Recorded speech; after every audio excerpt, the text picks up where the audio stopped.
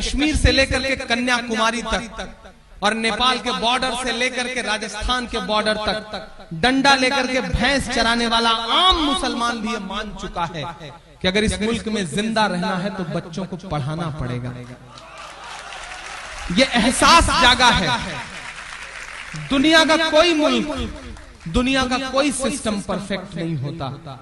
मैं आपको दावत दे रहा हूं, दुनिया का कोई सिस्टम परफेक्ट नहीं होता। माइक पर खड़े होकर कितना भी कोसा जाए, कितनी भी गालियां दी जाएं, निजाम ऐसे नहीं बदलेगा। निजाम बदलना चाहते हो तो सिस्टम का हिस्सा बनो।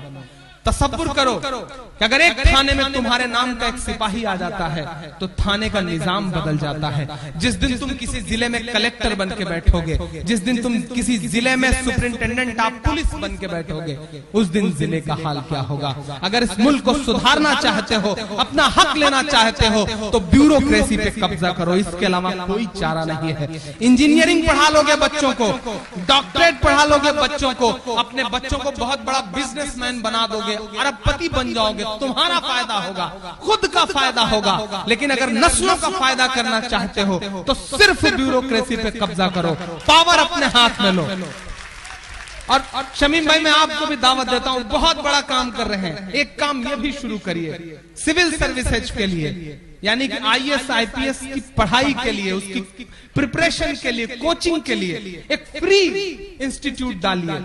मैंने इलाहाबाद में डालने जा रहा हूं और मैं दावत देता हूं अपने नौजवान दोस्तों को, इसके अलावा कोई हल नहीं है इस मुल्क में। ग्रेजुएशन करने के बाद एक मुहिम बना लीजिए कि एक वक्त कम खाएंगे लेकिन IAS बन के दिखाएंगे, IPS बन के दिखाएंगे, ये कसम खाइए। और आज यहां से जाने के बाद मैं तुम्हें पूरी छूट देता हूं। मैं मानता हूं कि हमारी नई नस्लें थोड़ी सी बदमाश हैं, हमारी नई नस्लें थोड़ा सा हीरोगिरी में ज्यादा रहती हैं, शाहरुख, सलमान और आमिर की फैन ज्यादा हैं। इस बात पर हमारे बड़े बुजुर्ग चिढ़ते भी हैं, लेकिन फिर भी मैं तुम्हें छूट देता हूं।